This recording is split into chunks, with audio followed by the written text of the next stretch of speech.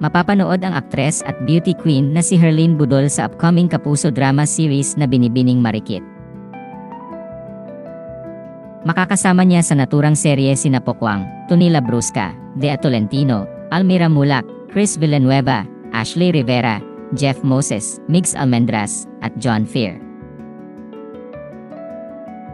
Present si Herlyn sa media conference ng naturang serye nitong Lunes, February 3, 2025. Doon ay ibinunyag ng aktres na nagpasa psychiatrist siya para ma-handle niya ng maayos ang mga isyong kinasangkutan niya noon bago matapos ang Kapuso series na Magandang Dilag. Matatandaan kasing nagkaroon sila ng issue ng kanyang leading man noon na si Rob Gomez, kung saan kumalat sa social media ang private conversations nilang dalawa.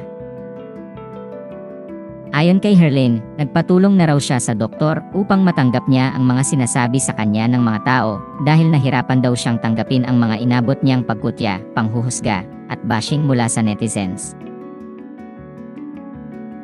Nagpa-psych din po ako para mas matanggap ko po yung mga... Nagpa-doctor po ako para po mas... parang ma-process po siya ng maayos sa akin. Bakit po may mga ganong klase na tao na kailangan kang hilahin pababa kapag alam nilang itinataas ka ng Panginoon. Nagpa-help po ako sa doktor para po mas matanggap po yung mga sinasabi sa akin ng mga tao. Kasi ma-overcome ko po lahat. Mabigat po na paratang sa akin. Kaya parang hindi ko po siya... mahirap po yung naging sitwasyon ko noon at ang hirap po mag-move on sa ganong sitwasyon na alam naman po ng Panginoon kung ano yung tama at mali. Sa ngayon ay okay na raw si Herlyn at masasabi niyang nakapag-move on na raw siya sa karanasang iyon. Pero nang tanungin kung nakatitiyak ba siyang sa Binibining Marikit ay hindi mangyayari ulit sa kanya ang issue nila ni Rob, sagot ng aktres, wala na pong kainan na magaganap.